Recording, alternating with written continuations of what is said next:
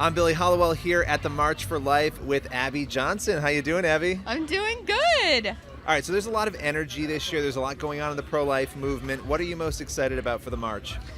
You know what? I mean, this could be possibly the last march that we have while Roe is still legal. So while Roe is still on the books. So, I mean, this is really exciting. There's a lot of energy. No matter what, in June, the court is going to come back and something about abortion is going to be different, right? So the states are going to be able to decide something differently on abortion. So people are excited. Doesn't mean there's not going to be work to do. We're still going to have a lot of work to do.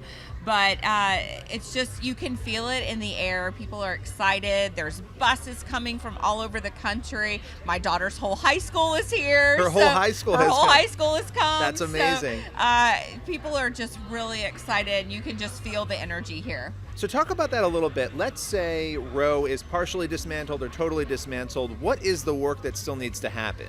Yeah, so if Roe is completely overturned, then we're looking at about half the states in the United States where abortion will be completely illegal.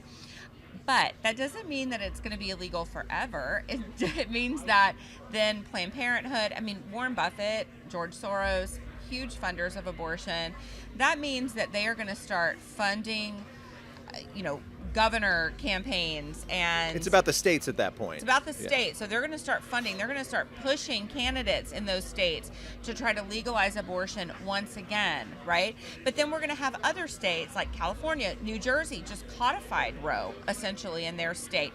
So we're going to have other states. Governor Newsom has said that California is going to be a sanctuary state for abortion. So now we're going to go back to the states, and we're going to have to start fighting in those individual states, and we're going to have battleground states. We're essentially going to have to start going back to the states and have individual fights in each state to make abortion illegal. But even more than that, it's really about changing our culture. And so it's about making abortion unthinkable. Changing hearts, having those individual conversations with people so that they look at abortion just like we do at slavery, right? We look at slavery and we go, how could anybody do that? How did that happen? Happen? That's what we need to start thinking when we think about abortion. All right, my last question for you, because I know you got a lot going on today.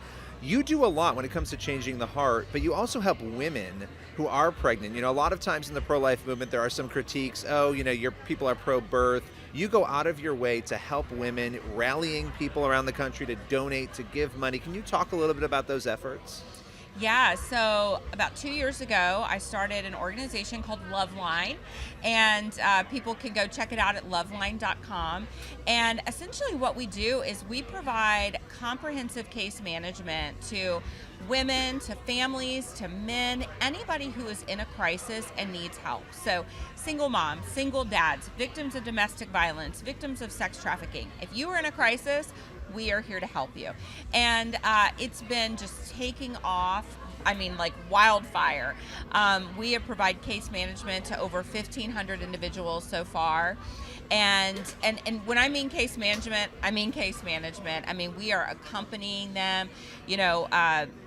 We talk about oftentimes the gospel of accompaniment, really walking alongside of an individual who's hurting, who's broken, who's in need of crisis intervention, and that's really what we're doing. And it's really beautiful to see life restored and hope restored, and God's mercy just poured out on these men and women who are in need of it. And so that's what we're doing. If you ever encounter someone who you feel like, man, they could really use some support right now, just encourage them to go to loveline.com. We have a 24-hour intake line. We would love to help them. Abby, thank you so much for joining us today. Really appreciate it. Of course. Thank you.